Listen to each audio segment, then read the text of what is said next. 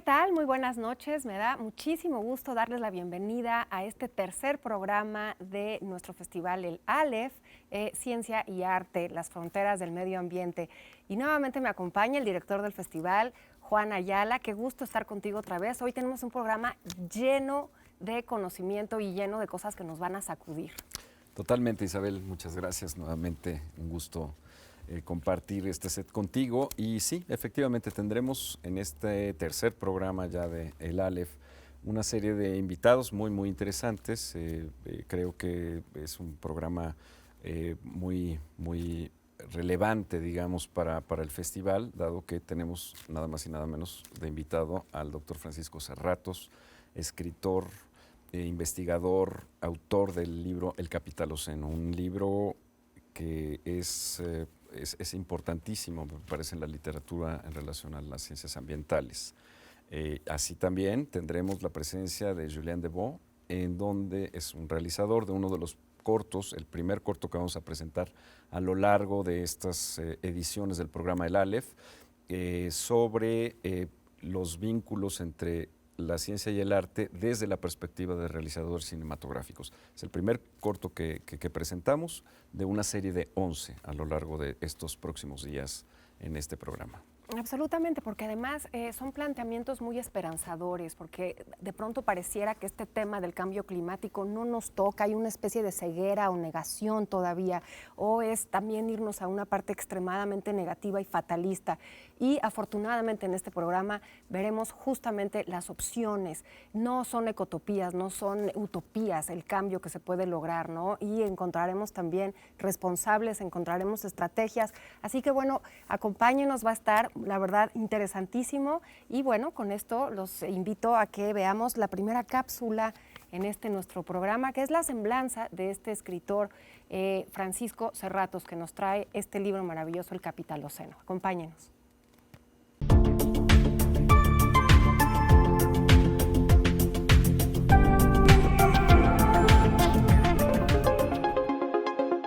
Francisco Serratos. Nacido en 1982 en el estado de Veracruz, Francisco Serratos es un ensayista crítico y editor mexicano, licenciado en literatura por la Universidad Autónoma de Ciudad Juárez, maestro en español por la New Mexico State University y doctorante por la Arizona State University. Es autor de los libros La memoria del cuerpo, Salvador Elizondo y su escritura, Cámara Nocturna, ensayos sobre Salvador Elizondo y Bordeños. Ha publicado en revistas de México y Estados Unidos de América como Horizontal, Crítica, Lado B, Picnic y Tierra Adentro. Junto con Bernardo Jauregui, dirige la editorial indie Bagatela Press, situada en la ciudad fronteriza de El Paso, Texas. En su reciente libro, El Capitaloceno, presenta una historia radical de la crisis climática que apunta al sistema económico como el factor central del problema. Ávido lector de sus temas de interés, tomó 5 años de aprendizaje de lecturas en otros idiomas sobre crisis climática, capitalismo e historia ambiental, para construir un texto en español que vinculara sus aprendizajes y los pusiera a disposición de los países latinoamericanos, donde la crisis persiste con gravedad, pero sin ser ampliamente señalada o difundida como tema de interés para la acción pública. Su propuesta se guía por el humanismo para tratar de dilucidar cómo se llegó a esta crisis y hablar de los futuros habitables, que ahora es posible imaginar para encontrar así las alternativas del bien vivir.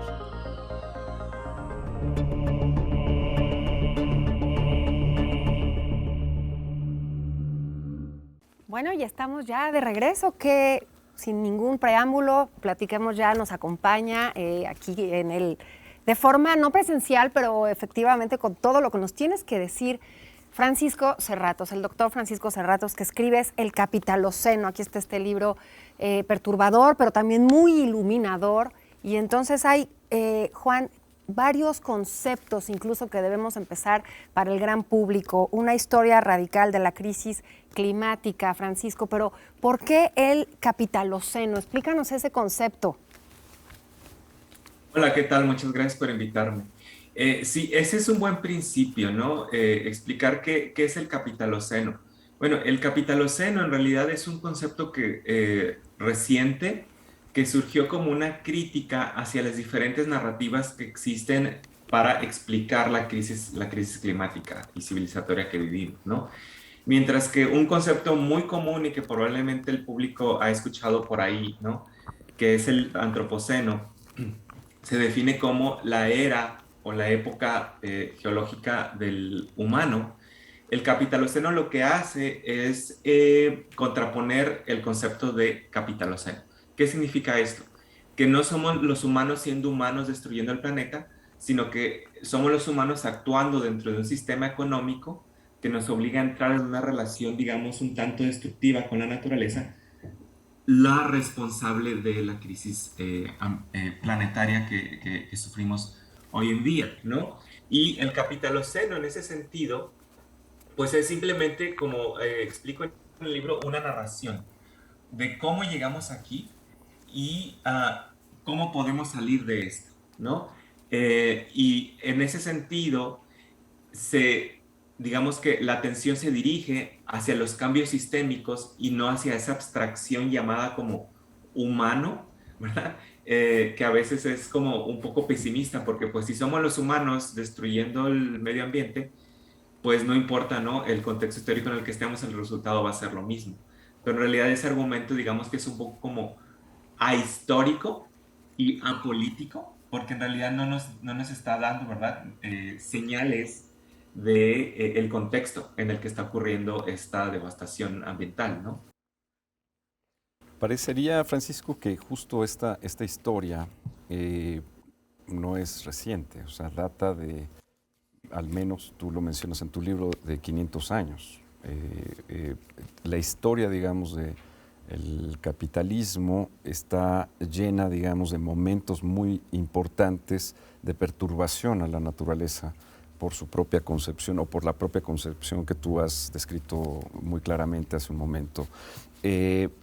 ¿Cuáles serían los momentos más relevantes de estos 5 siglos en donde el sistema capitalista nos ha metido, digamos, en momentos complejos, difíciles y en deterioro de la naturaleza propiamente? Claro, me gustaría empezar respondiendo que todos los sistemas económicos, desde los, digamos, más sofisticados hasta, digamos, los más elementales, todos tienen un impacto ecológico, todos tienen una huella ecológica. El capitalismo no está exento de esa realidad, ¿ok? Porque es la manera en la que los seres humanos extraemos, producimos y distribuimos los recursos que necesitamos para nuestra supervivencia. Y por tanto, ¿verdad? Pues el capitalismo tiene una huella ecológica. Y en este sentido, la historia de la crisis climática, ¿verdad? Es inseparable de la historia del capitalismo porque es el sistema económico pues que nos ha regido. Y eso no es ideología, ¿verdad? O sea, eso es ciencia. O sea, los datos ya nos dicen que así es y que si queremos tomar, ¿verdad? Medidas realmente, digamos, trascendentales para resolver este problema, pues es inevitable hablar de ese tema incómodo, ¿verdad? Que es el sistema económico que tenemos hoy en día, ¿no? El último reporte del panel intergubernamental sobre el cambio climático de las Naciones Unidas ya menciona el capitalismo o el sistema económico, ¿verdad? Como una de las causas de la crisis climática por la manera en que se relaciona con la naturaleza. Claro. Y como bien dices, esto surgió hace 5 siglos, con el descubrimiento de América. En esa época es cuando, digamos que se forman las bases o los pilares del sistema que tenemos hoy en día, que fue el acceso a naturaleza barata, todo un continente para la explotación, a trabajo barato. Estamos hablando de la esclavitud, ¿no? De nativos de América y de los que fueron extraídos de África a trabajar en las grandes plantaciones, ¿verdad? Y digamos que esas 2 características de las muchas que menciona en el libro, si nosotros las trasladamos a nuestro contexto contemporáneo, vamos a ver que son exactamente las mismas. O sea, el sistema económico sigue dependiendo de naturaleza barata, o sea, necesita constantemente abrir fronteras extractivas, por ejemplo, lo que pasa en la Amazonía, para que la frontera agrícola se va expandiendo más y deforestando más. Y por otro lado, necesita trabajo barato. ¿no? Que es el movimiento de los grandes capitales hacia zonas donde, ¿verdad?, hay digamos, personas que trabajan y que producen, ¿no?, mercancías a un costo muy, muy barato, ¿no? Entonces, digamos que esas son dos características históricas formadas ahí y que son todavía vigentes hoy día, ¿no? Claro, y esta vigencia nos da justo este corte esperanzador, me parece a mí, porque si dicen por ahí que un problema bien planteado es la media solución del problema. Entonces, el que tú plantees que no fue toda la humanidad, o sea, no es que nuestra especie tendría que desaparecer. Lo que tiene que desaparecer son justamente esos mecanismos que tú señalas muy bien, que han tenido en los últimos 500 años ese capitalismo, y es ahí donde es esperanzador, donde se tienen que tomar medidas para parar esos efectos y esos gobiernos que la siguen reproduciendo. Pero nos permiten, tenemos que ir a un corte y regresamos.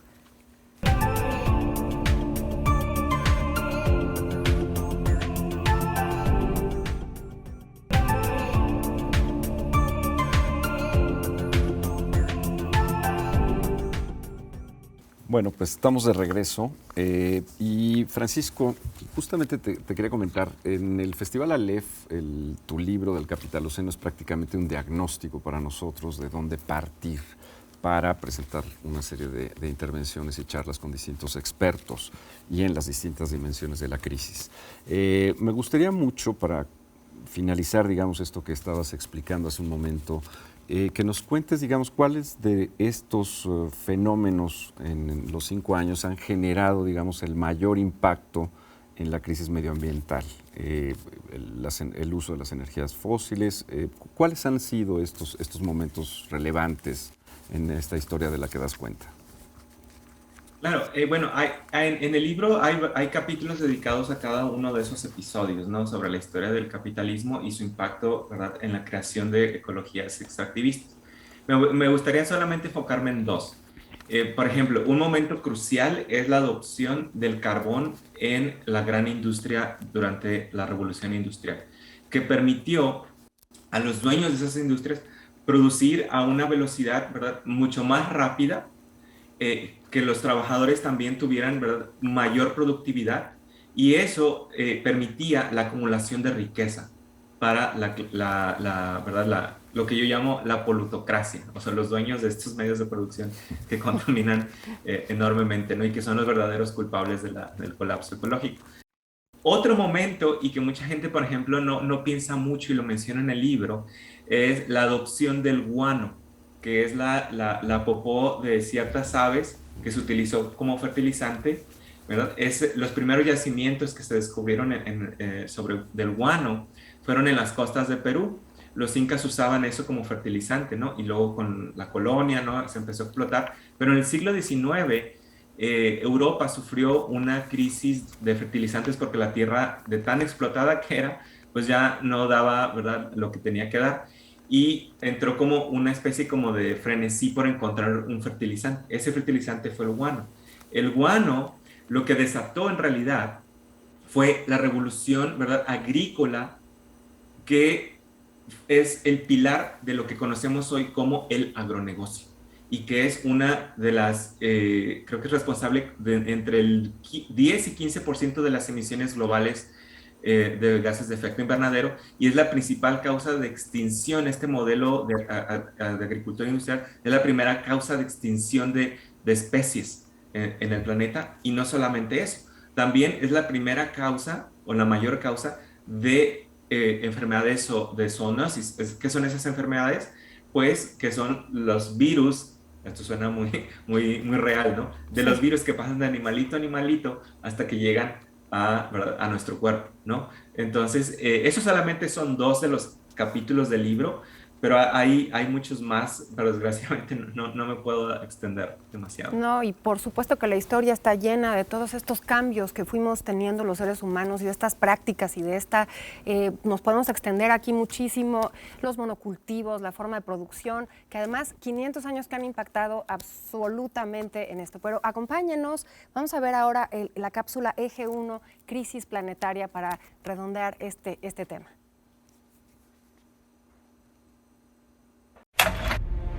Mira ese punto. Eso es aquí. Eso es nuestro hogar. Eso somos nosotros.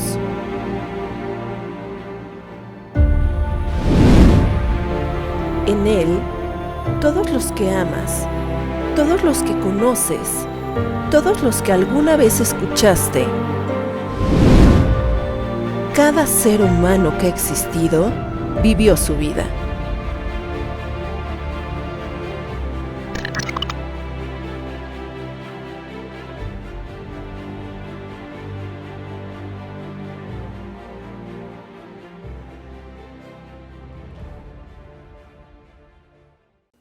Y estamos de regreso platicando con Francisco Serratos de su libro El Capitaloceno.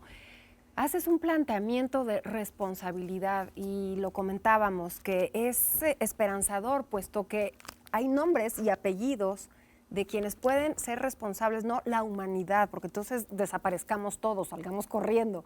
Entonces hay una responsabilidad y eso a mí me parece un planteamiento fundamental, no nada más en la historia, porque lo planteas muy bien, sino también actualmente, ¿no? ¿Quiénes son esas empresas? ¿Quiénes son esos grandes capitales? ¿O quiénes son esos países? Porque además dices muy bien en tu libro, tendemos a tener una visión eurocéntrica y no, es global, es de todo el planeta. Por ahí nos podemos ir muchísimo, Francisco.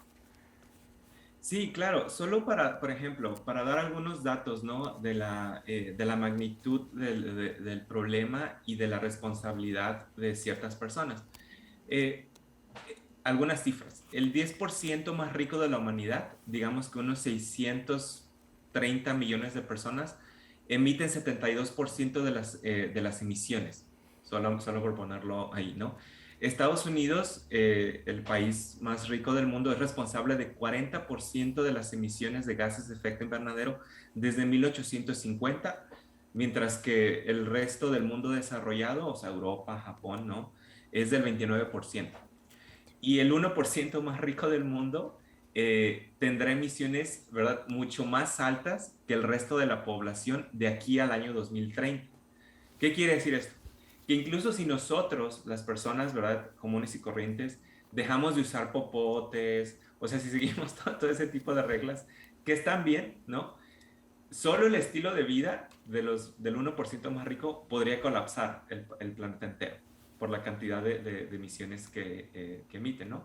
Y otro dato solamente para distinguir la responsabilidad, porque esto es muy importante. Hablar de responsabilidad climática implica hablar de justicia climática y de resarcir esas injusticias, ¿no? Un último dato, ¿no? Por ejemplo, la extracción de recursos naturales se ha cuadruplicado en las últimas 4 décadas, o 5 décadas más o menos, desde 1970. Pero de esta extracción de recursos para hacer todas las mercancías que consumimos, ¿verdad?, 70% han sido consumidas por el norte global. Es decir, la deforestación, la apertura de fronteras agrícolas, la destrucción de montañas, la minería, etcétera, todo eso ha solamente beneficiado a los países más desarrollados, mientras que ha dejado a los países menos desarrollados, ¿verdad?, con fronteras, extractivas, que poco a poco van minando los servicios ecosistémicos que necesitamos para vivir nuestra vida, ¿no? Por ejemplo, agua limpia de los ríos, lluvia de las montañas, de las selvas, etcétera, etcétera. Entonces, distinguir estas responsabilidades con los datos duros, aunque resulte un poco incómodo, es, ¿verdad?, inevitable al momento ya de hablar del gran problema que tenemos enfrente, ¿no? Claro, y ahí lo dirás muy bien en nuestra siguiente charla. Ahora vamos a ver una cápsula, eje 2, Pensarnos como planeta. Acompáñenos, porque las responsabilidades y las soluciones, que tú lo planteas bien, no son ecotopías, ¿cierto? Pero acompáñenos a ver esta cápsula. Ningún rincón del mundo está a salvo de las consecuencias de la crisis planetaria en la que vivimos.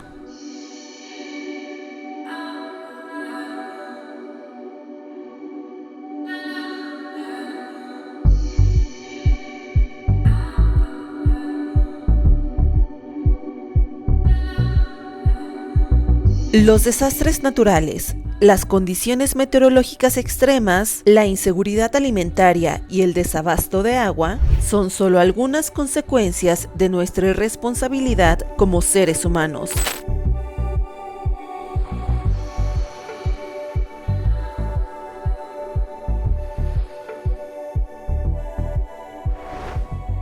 Hablemos de las fronteras del medio ambiente.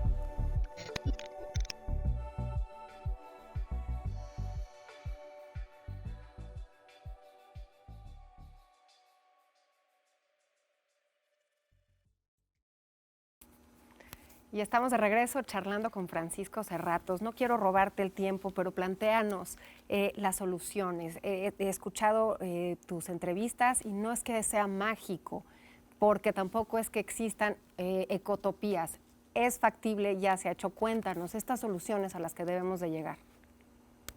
Bueno, esa es una muy buena pregunta porque no hay una solución, ¿verdad?, absoluta para un problema tan complejo y tan grande como el que tenemos enfrente, sino que la buena noticia es que hay muchas soluciones para eso.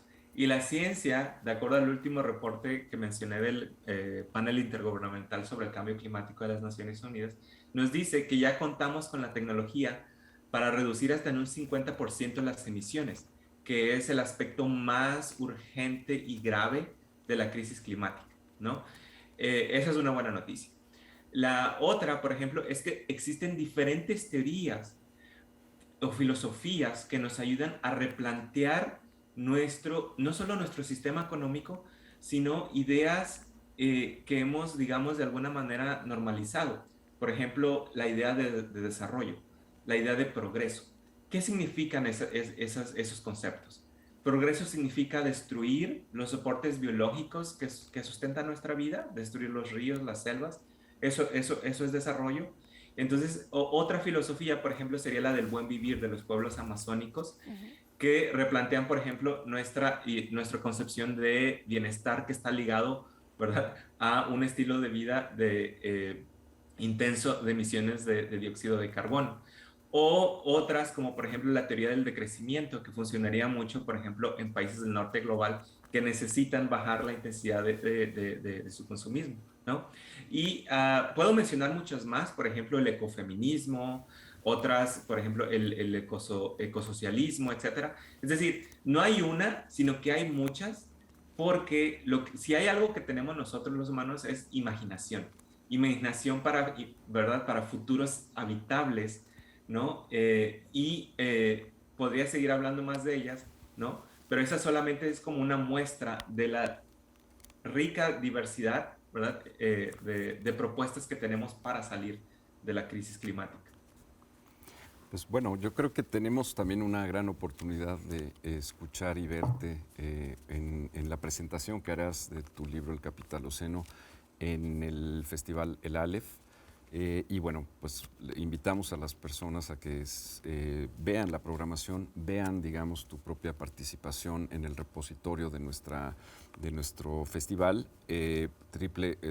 La dirección digital es culturaunam.mx, el Aleph, diagonal el Aleph. Así es que ahí tendremos la oportunidad de encontrar más información sobre este interesantísimo libro. El tema de la regulación me queda también ahí en el tintero, pero ya en tu participación seguramente tendremos más información respecto a esto.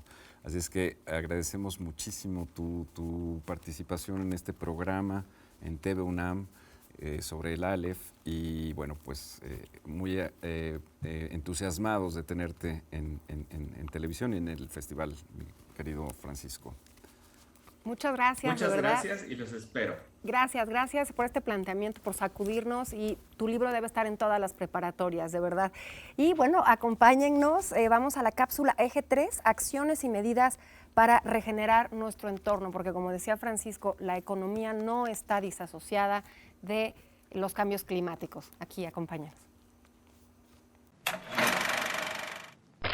Sociedades sustentables basadas en la equidad y la reciprocidad. ¿Será lo que necesita nuestro planeta? ¿Empatía con la flora y la fauna? ¿Restauración de ecosistemas? ¿Un pensamiento innovador puede hacer frente a los problemas ecológicos? En esta edición, analizaremos y reflexionaremos en torno a estas y otras preguntas que nos plantean las fronteras del medio ambiente.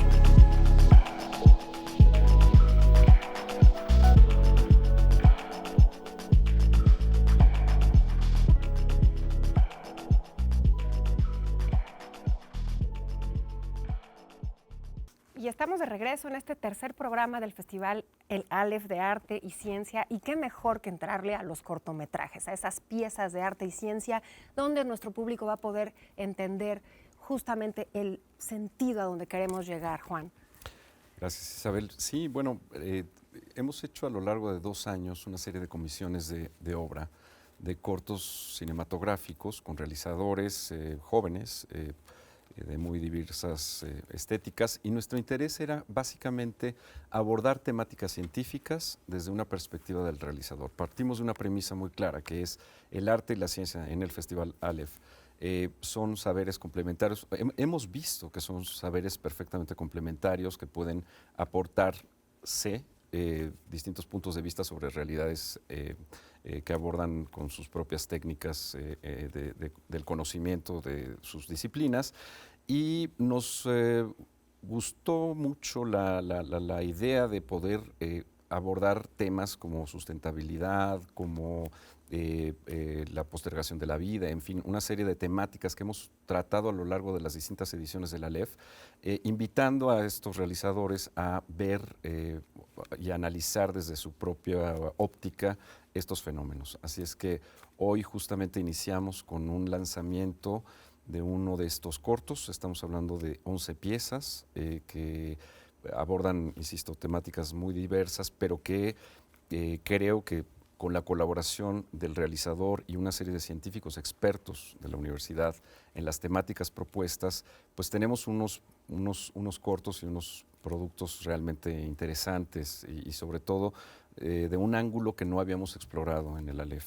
Yo creo que esto será un ejercicio, digamos, de interés para el público. Y es que son de suma importancia, Juan, porque estas piezas, estos cortometrajes, de la mano lo audiovisual, arte y ciencia, es la manera como lo podemos divulgar al público, ¿no? Porque los cambios tienen que ser justamente de raíz, que permeen a la mayor parte posible de las audiencias, de la gente que podemos hacer los cambios.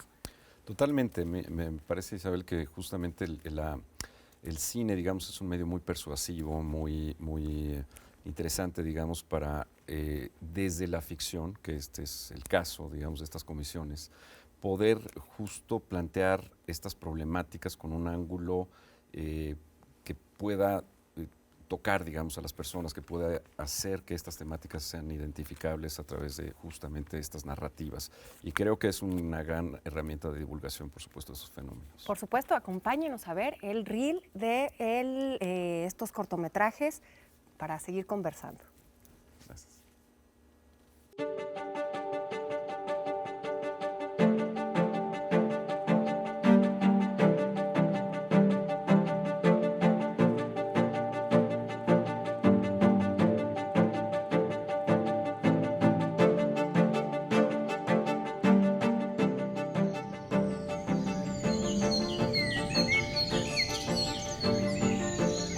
Todo existe en la conciencia.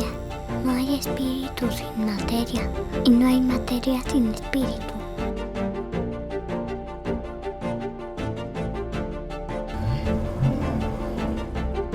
Le docteur Raphaël Navarro parle des premières missions sur Mars, alors désertique.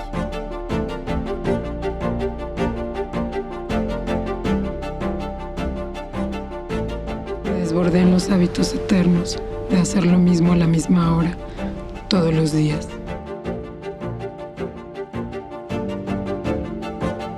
Entonces prefiero intercambiar mis recuerdos sobre ti por imágenes neutrales de mi tierno cerebro.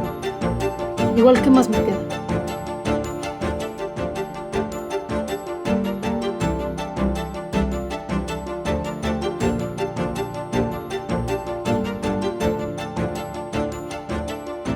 No, ella no. Todo menos ella. cáscara amarga. Sí.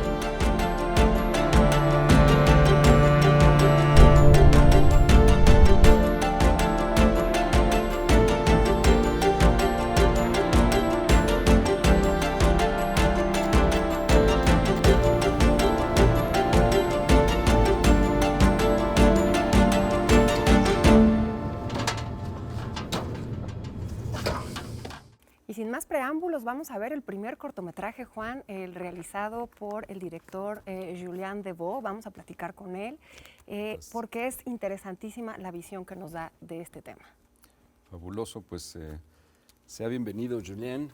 Qué gusto tenerte en esta emisión del Aleph y bueno, inaugurando justo esta sección en donde presentamos los cortos que hemos comisionado de ciencia y arte.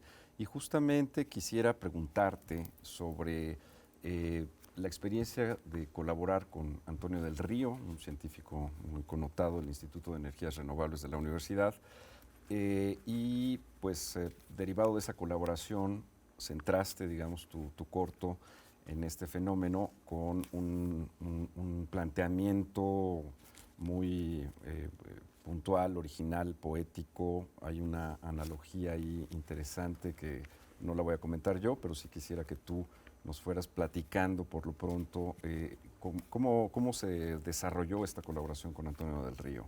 Bienvenido, Julien. Gracias por invitarme. Primero quiero decir que se hizo de forma muy natural porque estábamos todos confinados. Yo ni estaba en México, estaba en Bélgica durante todo el periodo de COVID cuidando a alguien de mi familia. Y gracias a su invitación, aún así siendo lejos, pude a través del Zoom comunicarme con el doctor y platicar del tema. Y en realidad lo que pasó, creo que él me dio la información suficientemente clara para que yo pueda darme cuenta, digamos, de lo que no sabía. y eso me parece importante. Lo que me sirvió más en realidad es eso, es decir, encontrar al otro, digamos, es decir, un científico en este caso, un académico, que yo no soy más artista, director, entonces tengo una visión más sensible, sensorial, y tener como alguien enfrente que plantea todo eso de forma muy cuadrada, de alguna forma te hace realizar todo lo que nos falta para, en este caso hablábamos de energía renovable, de qué nos falta todavía para llegar a sustentabilidad, que todavía se utiliza energía renovables. Entonces todos esos términos que todo el mundo conoce, escucha, pero en realidad no sabemos bien lo que implica, lo que significa entre renovables, sustentabilidad, todo eso. Y sí, como que se me hizo aterrizar de alguna forma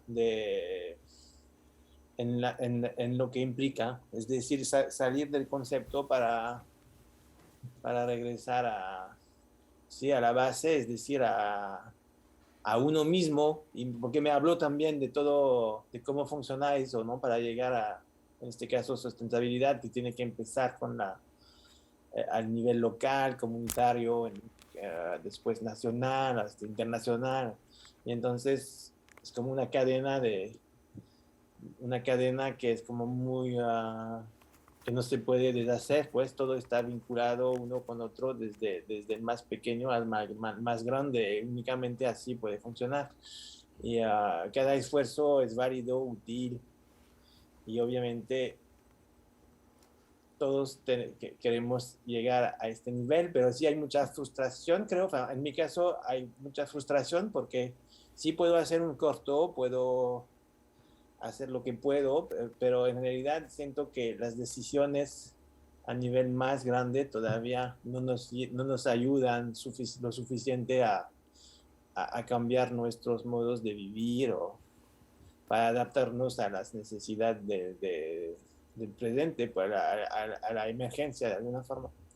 Y entonces, a través de mi corto, yo quise, sí, más hacer algo en realidad se impuso porque estaba en Bélgica, entonces, pero también, por ejemplo, el hecho que estaba lejos, pensé si fuera posible para mí hacerlo siendo tan lejos, o si me tenía que cancelar, pero en realidad, digamos que siempre se puede, y eso para empezar es bastante importante. Donde sea que estés, si tomas el tiempo para hacer algo, pues lo puedes hacer. Entonces hice un corto belga para México.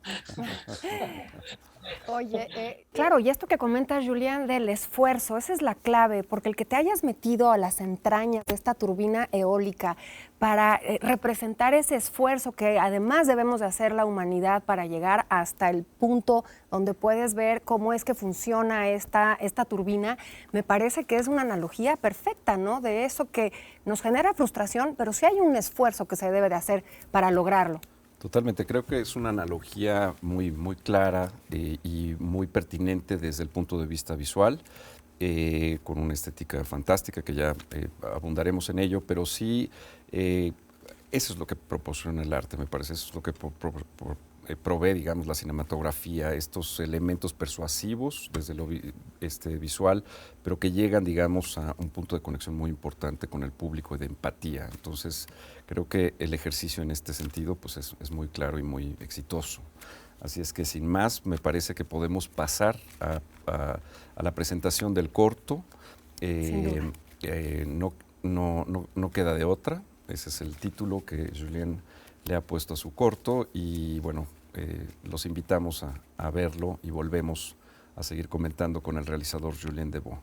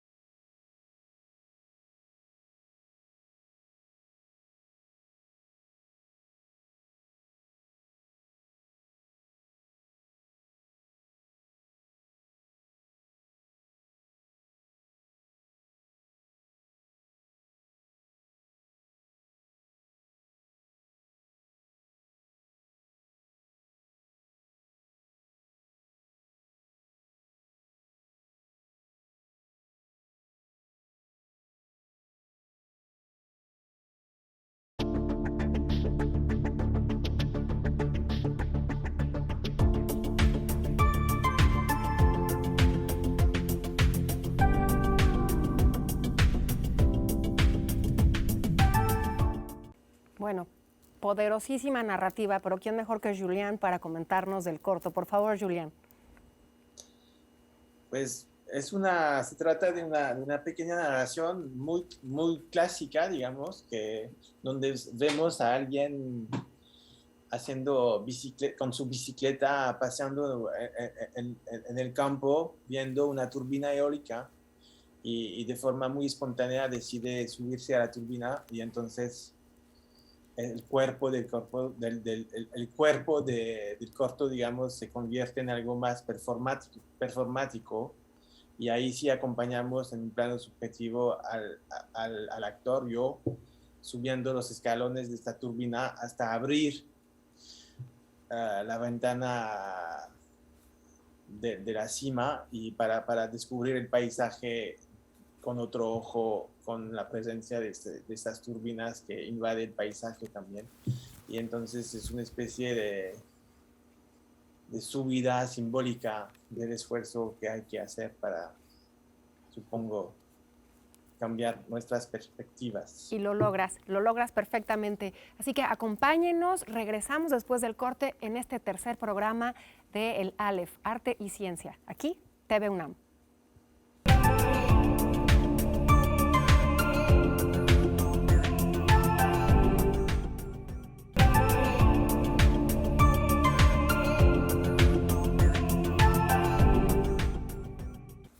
Ya estamos de regreso aquí en el Aleph, Ciencia y Arte, con este interesantísimo programa.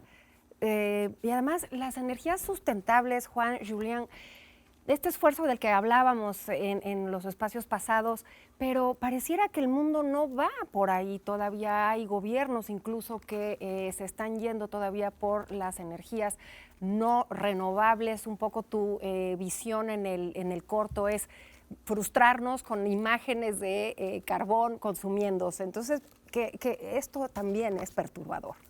Bueno, es un elemento, Julián, muy claro en la analogía de tu corto, ya que lo hemos visto, cómo hay unos intercortes en donde efectivamente el carbón, representando, digamos, toda esta etapa, digamos, que es vigente hasta nuestros días de la explotación de las energías fósiles, están presentes todavía en cada momento, digamos, de los esfuerzos por tratar de contener, digamos, el deterioro climático. Pero, digamos, esta parte de estética de todo el corto, las evocaciones muy claras, o sea, estos intercortes representan parte de ello. Quisiera que nos platicaras un poco de la estética que elegiste y de la parte del desarrollo artístico del corto, Julián. Pues sí, hablando del fuego que mencionan, pues claramente es eso, es una especie de analogía, de símbolo, de la emergencia, digamos, de la situación. Es que mientras se quema los recursos, pero hablando de la estética en general, quise narrar algo muy claro sin decir nada. Como bien lo han dicho antes, el arte, el cine es como muy potente para compartir ideas, para generar empatía o para generar reacciones al público. Entonces, a partir del discurso del doctor, pues yo reaccioné como artista, es decir, como reflexionar a partir de imagen y lo traté de dividir en partes muy claras. Por ejemplo, la primera parte solo se trata de filmar el paisaje quieto de alguien que camina en bicicleta en el campo, paseando con planos fijos, como muy de paisajismo de alguna forma. Y de pronto entramos a la turbina y ahí sí se vuelve como mucho más performativo con una cámara subjetiva. Entonces del plano fijo se vuelve un plano en movimiento, donde se siente el esfuerzo